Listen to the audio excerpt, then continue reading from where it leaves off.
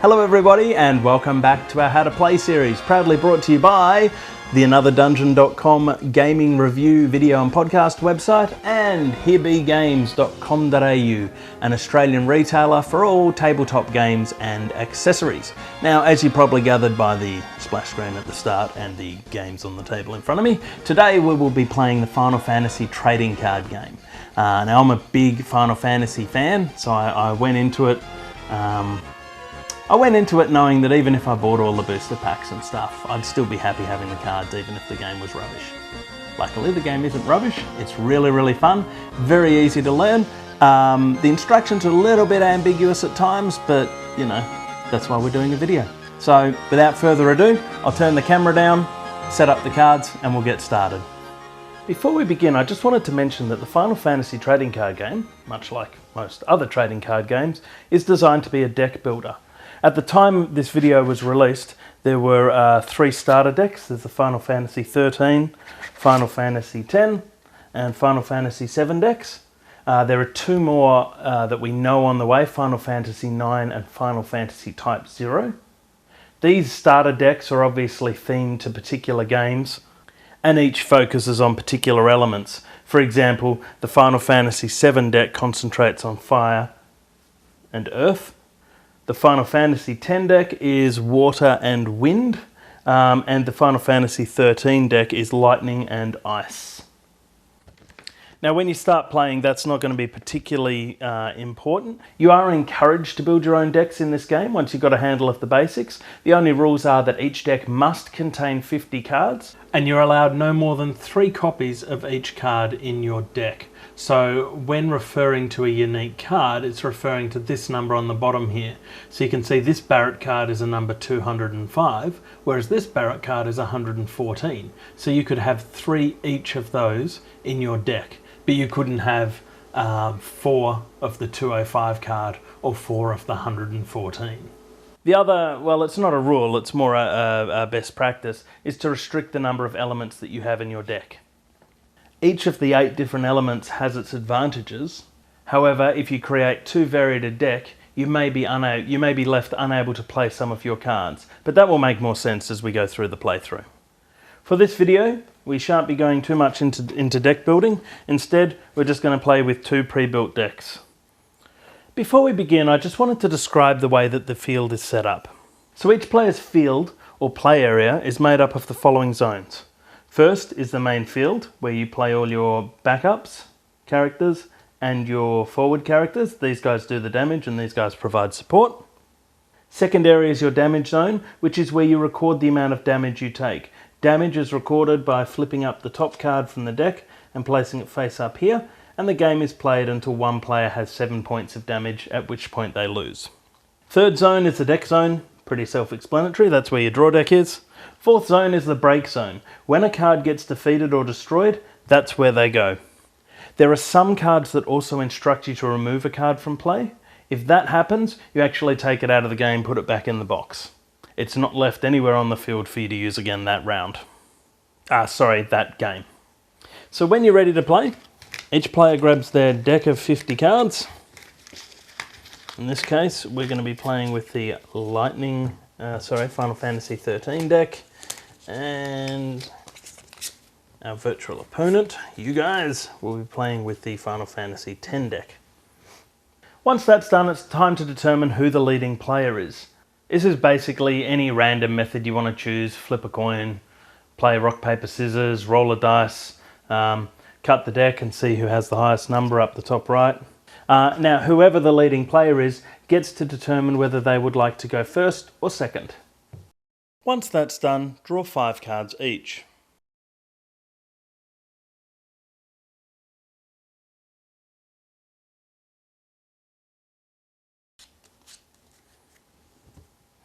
I'm going to play mine face up here so that you can see them. Players are each allowed 1 mulligan if they don't like their hand. If they wish to take a mulligan, they take all their 5 cards and place them on the bottom of their draw deck in any order and draw themselves a new hand of 5 cards. They're allowed to do that once each. A player's turn can then be broken down into 6 phases. These phases are designed to draw more cards, play cards onto the field, attack, and deal damage to your opponent. The goal in the Final Fantasy trading card game is to deal your opponent 7 points of damage, at which point you win the game. How you go about that will make more sense in just a moment. So the first phase is the active phase, and that's where you reactivate all your characters that you've spent. I'll come back to that later because it doesn't make much sense to start with that, as we've got no players on the field and I haven't really explained what dulling characters is yet. Next is the draw phase, where players draw 2 new cards into their hand. For the first round of the game, whoever goes first only draws 1 card into their hand. Then comes main phase 1, which is where you're able to generate crystal points and spend them to play characters onto the field. Now there are 2 ways to generate crystal points in Final Fantasy trading card game. The first one is you can discard a card. If I discard this card, which is a blue or ice type card, that generates 2 ice crystal points for me. If I discard 2 cards, I've generated 4 ice crystal points. Second way is if I had a backup on the field, I could dull or exhaust or tap, depending on what you're used to. In Final Fantasy it's called dulling. I could turn that sideways and generate 1 point. So if I had discarded this card for 2 blue crystal points and dulled that card for 1 crystal point, then I would have 3 crystal points available to spend. It's important to note that the number of crystal points generated relates to how you use a card, not to the number that indicates the cost of that card.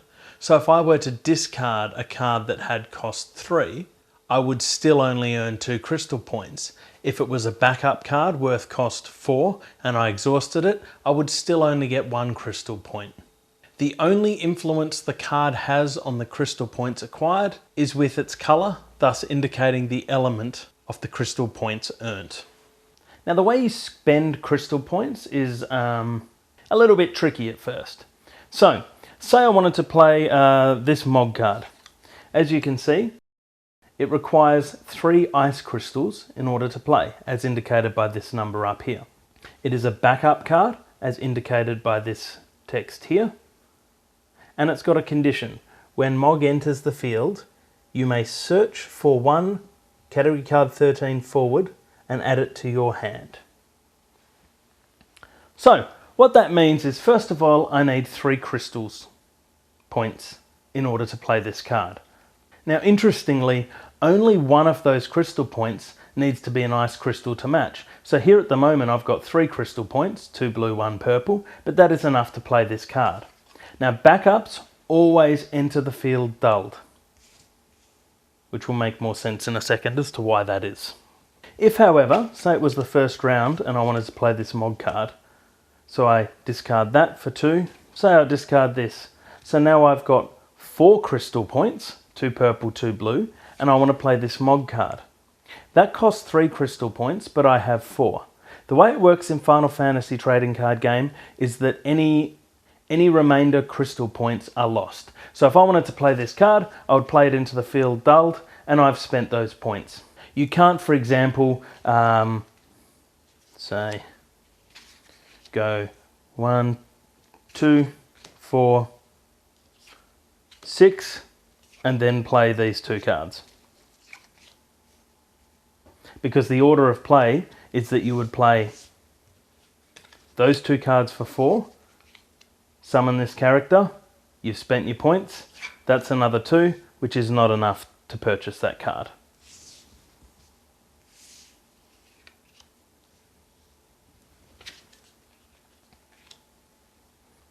So to summarise, to play a card, you must pay the cost in the top left-hand corner. To generate the crystal points to pay that cost, you must either discard a card or tap one of your backup cards in order to generate the required CP. Now, there are 3 types of cards in the Final Fantasy trading card game. There are backup cards, there are forward cards, and there are summons. Oops. So backup cards, as mentioned, are played dulled in the back of the field area here. Sometimes they have some text which must be actioned. For example, when Sage enters the field, choose one character card in your break zone and add it to your hand. No good as I don't have any there. Second type of card you can play is a forward, which, as before, is indicated by the word forward here. Now a forward is a little bit different to a regular card in that it has a damage indicator, which is also the health indicator, down the bottom here. When a character is played into the field, they can't attack on the same turn they enter the field. So what we normally do when we play is when a character has entered the field, do we have any other forwards? So say I already had a Dragoon there, then when Lightning would enter the field, I'd actually just put her slightly lower so that when it comes to the attack phase, I can easily keep track of, right, she arrived on the field this turn, so she can't attack this turn. You don't dull them, because then they'd be unable to defend, but I'll get into that more in a second. So your forward cards are used to attack your opponent, but I'll explain that in more detail when we get to the attack phase. As with the backup, sometimes these cards have additional text. For example, Lightning has the cost required to play Lightning onto the field is reduced by 1 for each category 13 forward you control. So over here you'll see a little number which indicates which game they're from. FFT for Final Fantasy Tactics, Final Fantasy 13, that's Final Fantasy 13, that's Final Fantasy 3. So if that was on my field when I played Lightning, the cost is reduced by 1 for each 13 card in the field. There are none on the field, so the cost is still 15. If I had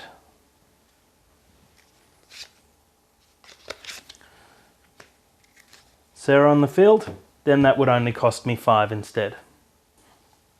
She also has a special trait Haste, which I'll get into in a moment, and also, when Lightning deals damage to your opponent, choose one forward opponent controls and dull it. So if Lightning attacks and manages to deal damage direct to you, I could have picked one of your forwards and then dulled it. Or sometimes they're a lot simpler, like for Sarah. When Sarah enters the field, your opponent discards one card from his or her hand. The third type of card you can play is a summon. And that's essentially a spell. You play that, pay the cost, play that, and resolve the effects immediately. Then you discard the card. In this case, choose one forward, dull it, and freeze it. And I'll get into what freezing is, that's another special trait, when we get to the attack phase. So I'll just quickly set this up and pretend that the other player had a team ready to go. Next up is the attack phase. The attack phase is broken up into various steps. First is the attack preparation step, in which each player is allowed to use summons and abilities in order to sway the tide of battle. So starting with the player whose turn it is, they may first use a summon or an ability, and again, much as with before, they are able to tap one of their backups if they've got one, or discard a card in order to either activate a summon, to cast a summon, or to activate an ability. For example, this backup has this backup Bard has a action where for 1 blue CP and exhausting the card, put the Bard into the break zone. Your opponent discards one card from his or her hand.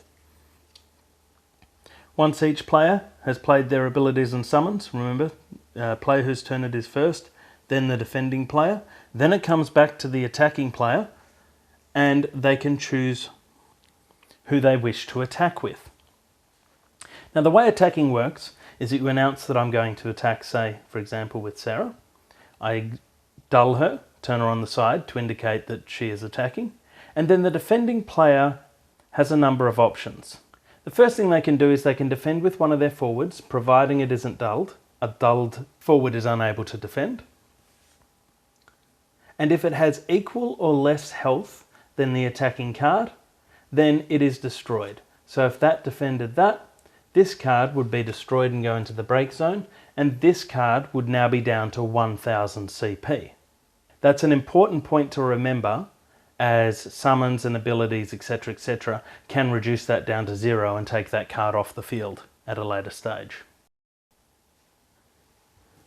Next thing the person could have done is they could have defended with this 6,000, in which case they would have wiped each other out.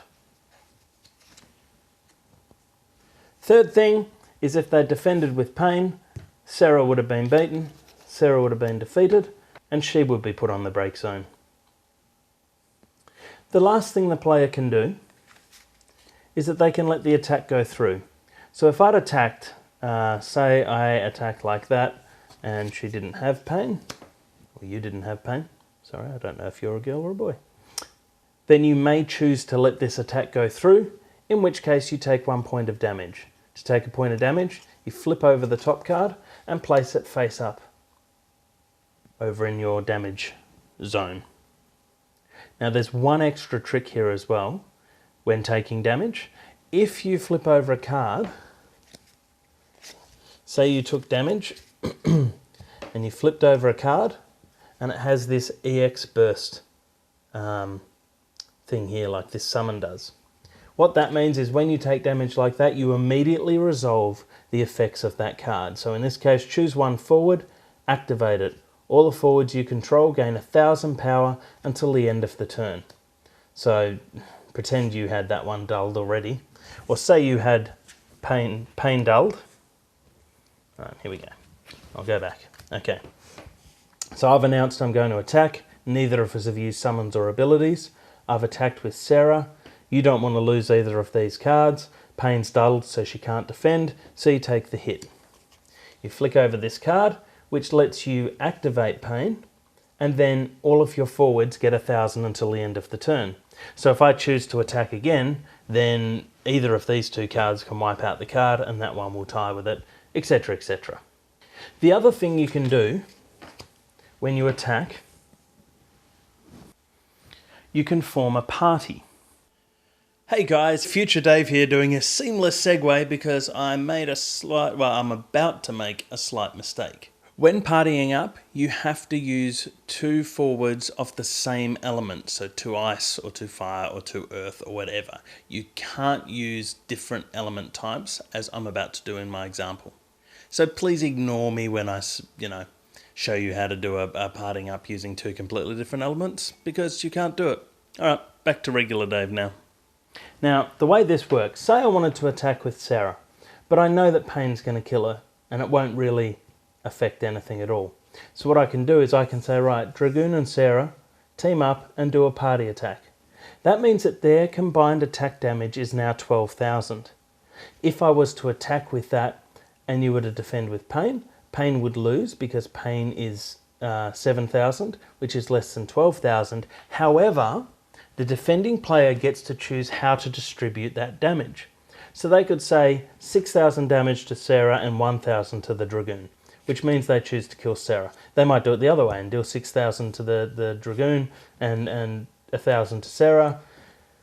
They might deal 4,000 to one, 3,000 to the other because they know they've got something up their sleeve that will help them with that later. Whole bunch of different things. Another important thing to note is that if a party attack is successful, as in it gets past the defenders and the opposing player chooses to take a hit, that only deals 1 point worth of damage. It doesn't matter how many cards are in the party, it's not 1 damage per card or 1 damage to card that gets past the defenders. It is a grand total of 1 hit, so it's a sort of all your eggs in one basket type approach. Of course, another trick is that the defending player may choose not to defend at all because if they let that go through and take 1 hit point of damage, then next turn, when I'm defending, these 2 will already be exhausted, so I've eliminated a lot of my defense. Meaning that that player can probably get in 2 hits if they so desired. Which is, in essence, the core strategy behind the Final Fantasy trading card game. It's building up a team of forwards and having abilities at the ready that enable you to punch through your opponent's defenses while hopefully not sacrificing your defensive capabilities. Now earlier on I mentioned that there are these special traits. Now the first of these abilities is the haste special trait. Forwards with the haste trait can attack or use abilities on the same turn that they enter the field. So if lightning had entered the field, she could immediately be playable, back when we were paying the cost and playing her. The next trait is called brave. Forwards with brave don't dull, even after attacking, but they can still only attack once per turn. So the way we usually do that, if we've got a few cards out, say Dragoon had brave, after they've attacked, I'd slide them back, thus indicating that they can't attack again, however they can defend later on. That's not an official rule, that's just something we do to make it easy. The next trait is this first strike trait that the Dragoon has. This allows you to inflict damage first whenever you're defending or attacking, unless they have first strike as well. So for example, say we were to attack with this Dragoon and you were to defend with Ninja. Now they are 6,000 each, however, Dragoon has first strike. Therefore they deal 6,000 damage first before you get a chance to respond. Normally the damage is dealt simultaneously, meaning that your Ninja would die and Dragoon would remain in the field. Now if you had a card, I don't have one, pretend that Ninja had first strike as well, then it resolves as usual. When this card is partied with another card, both do not get first strike, however Dragoon still has first strike. So if you chose to defend with Pain, it wouldn't make a great deal of difference because first strike would deal 6,000, there's still 1,000 left. It wouldn't change anything. However, with this card defending, so if you defended with the Ninja, then the Ninja would die first because the first strike still applies from the Dragoon, regardless of the fact there's 12,000 damage. The next special trait is Search, which we mentioned before. That lets you search your deck for a copy of the corresponding card, reveal it to show everyone, put it in your hand, and then reshuffle your deck. It's important to note that with the Search card, it uses the word may, which means you don't have to go and find that card if you don't want to. And when searching the deck, it's referring to the deck, not the break zone. So if you say you've got a search for Unicard, if you don't have any left in your deck, you're out of luck. The last special trait that a character can have is Freeze. We had one earlier, here it is, the Summon. Choose one forward, dull it and freeze it. So what that would do is that would dull it, like so, and freezing it means that at the start of your next turn during the activate phase, you wouldn't activate that character, but I'll get into that in a sec. The last thing I probably should have mentioned before is with some of these abilities there's a cost. There are a whole bunch of icons here. So the first one is this, in this case, a small blue ice icon, which indicates the element of the CP. So in this case, that would cost 1 ice CP. The second thing that might be in there is a white circle with a number, and this is elementless element non-specific crystal points. So you can use any element to activate that ability. Third icon you might see, as with this one, is this small arrow turning on the side. That indicates that when you pay that cost, you have to dull the card as part of the cost. Last card is a special ability card, which these are usually pretty powerful. For example, Snow here has a special ability. You can tell because it's got that small S icon, and it's also got the description written in orange. So in Snow's case, his special skill is Vendetta. It costs the special icon, which I'll explain in a second, and a single ice crystal point. Until the end of this turn, Snow gains plus 2,000 power and first strike. You can only use this ability while Snow is blocking. So what the S icon means is that in order to pay the cost for that special ability, you must discard a card from your hand of the same name. Now it doesn't have to be the same card as mine is here. That's probably a bad example as I've only got one type of Snow card, but I know for example in the Final Fantasy VII deck there are a few different Barretts. There are a number of different cards with the same name, keeping in mind that with deck building you can have 3 of each card type. So you could have quite a few Snow cards in your deck. Anyway, bottom line is, in order to use that Vendetta skill, say I was defending, I would pay 1 CP, so I had that, and I would discard that card in order to activate it. So personally, I don't find that particularly great, like the cost of discarding the card and spending a crystal point for a slight defensive boost. It could be useful in the right circumstances, but some of the other ones are just super powerful and you'll use them as often as you can. But anyway, this is a how to play video, not a Dave's strategic opinion video. So once an attack has been completed, say I attacked with that and you defended with Pain. Pain dies and you've chosen to get rid of Dragoon because you don't like the first strike. Once that attack stage is over, you then get to attack again. So I say, look, I'm going to attack again. I can use my abilities or summons, paying the cost, etc., etc. You can then use your abilities or summons, paying the cost, and then I announce my attack, 7,000 with Snow. You say, okay, I'm going to take the damage. No EX skill, so that's just normal damage. And then that's the end of that attack phase. Now I can choose to either attack again or defend, keeping in mind that the activation phase is only at the beginning of your turn. Now the activation phase is the phase where you reactivate all these dulled characters. Now backups aren't so important, they just mean you can't use them to generate CP. However, dulled forwards cannot defend.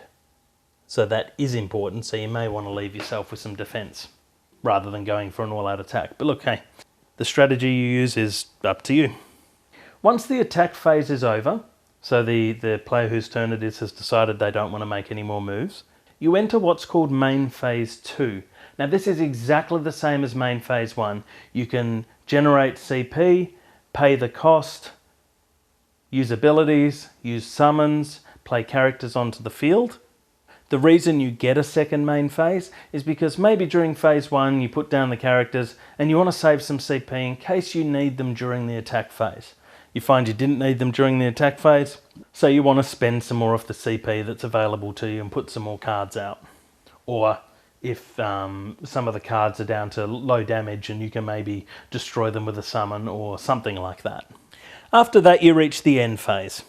All damage dealt to the forwards is cleared, as in they all go back to full health. So say this guy was down at 5,000, this lady was down at 5,000, and that person was at, Una was at 1,000. They're now back up to full strength again. And you discard your hand size down to 5 cards. So if I had that, then I should have used some of this CP during the main phase 2 or the attack phase, because now 1, 2, 3, 4, 5, so I'm going to get rid of Noel and Gilgamesh. Or just Gilgamesh, because I can't count. Not very good for a math-based game. And that's the end of your turn, and it goes over to the other player's turn. So the first phase, just going back to it, is the activate phase. During the activate phase, you reactivate all your dulled cards. Then you go into the draw phase, draw 2 new cards. Then main phase 1, where you either discard cards for 2 CP or dull a card for 1 CP, pay the cost, summon forwards or backups, or use abilities, or cast summon spells, etc., etc. Then the attack phase, you announce that you're going to attack. You can then use summons and abilities. The opponent then use summons and abilities, resolve an attack, party up, etc., etc. Repeat that until you've finished attacking. Main phase 2, which is the same as main phase 1. And then the end phase, where you discard your hand down to 5. And that is pretty much it. I hope that's been informative and helped clarify some of the rules. Either way, if you've got any questions, shoot us an email at howtoplay@herebegames.com.au, or leave a comment below, give us a phone call, send us a carrier pigeon, whatever you want. Thank you very much for watching the video. Stay tuned for more next week. Bye.